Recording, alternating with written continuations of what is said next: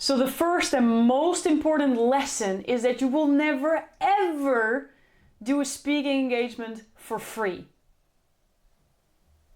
You're giving value so you can expect value. And this is so important that you have to pinky promise. Okay? Say it out loud with me. I, and then say your name. I'm saying Lori. Say your name. I, Lori, will never, ever, ever, ever do a speaking engagement for free. Say it out loud. I, Lori, will never, ever, ever, ever do a speaking engagement for free. That's locked in now. That's locked in, and it's so important because again, you're giving value so you can expect value. I didn't say though that that value always has to be money. The first way to get value is through a mutual exchange. Because when you are delivering your talk, you don't just need to get paid for it. There's other ways where you can get value, and let's brainstorm together what that could be, okay? First, what comes up in your mind? Imagine you're delivering your keynote. What are things that you can ask from the host that would be an amazing win for you? What do you come up with? What pops up in your mind? What about practice? You get there and you ask those. For me, it's really important to get some reps in. I would love to get some valuable feedback. That would be amazing value for me right now. What about, hey, I'm going to give you some value. And where I want to go is I want to create more value and impact more lives. And right now I'm looking for more gigs. When I do this for you, what I would love from you is for you to introduce me to 3 people that you know that will get a lot of value from me as well, and also have a group. So now you're asking for referrals, right? So you're expanding your reach. You're getting in touch with more people. So much value. What else? What else can we come up with? What about a testimonial video? A video where the host shares how amazing you are and what an amazing value you brought to their group. So now you can share that testimonial on your social media. And is that going to increase or decrease the level of impact that you're going to have? Is it going to increase or decrease the authority, the credibility that you're going to show on social media? Increase, right? And maybe you can do some testimonials from people in the audience as well. So you got a lot of amazing footage. And what about more of that footage? What about pictures of you speaking in front of a stage? Or not of a stage, on a stage, in front of people. What about a video recording? If you have to pay for that, it costs you hundreds, maybe thousands for beautiful, beautiful content. And maybe you can just trade. Maybe it can be a mutual exchange. And this can go as wild as you want it to go.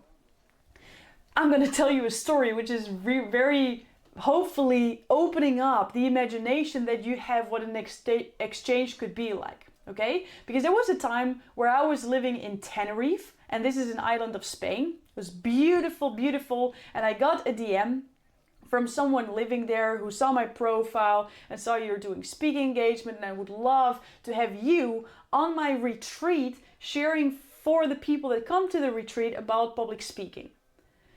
I just don't have a budget. So instead of me thinking, then I'm not gonna do it because then I'm not owning my value and it's not good, blah, blah, blah, I said, okay, what could be a win for me? And in that time, I had to fly out of Tenerife on a certain date. I don't exactly remember when. And I do remember though that my accommodation was not booked until the flight, and I actually had 3 nights that I didn't have a place to stay yet, and I still had to find something. And when I got that DM, I thought, hey, there's a retreat, and that retreat is a whole week, and people have to sleep somewhere. Could it be that that person has an extra place for me in return for a speaking gig? And that's what I asked. They said, hey, I need 3 more nights. Do you have like a beautiful place where I can stay? And in the end, I stayed in a bungalow in the most magical place ever. And I did my speaking engagement. And it was an amazing win for me in that moment because that was exactly what I was needing. What I love with a mutual exchange is sometimes these exchanges can be so much more magical than you actually think when you ask the question to the other person too. You don't always have to know what you want. You can also say, hey, this is the value that I'm bringing. Sometimes you can even name a price. This is the value that I'm actually at right now.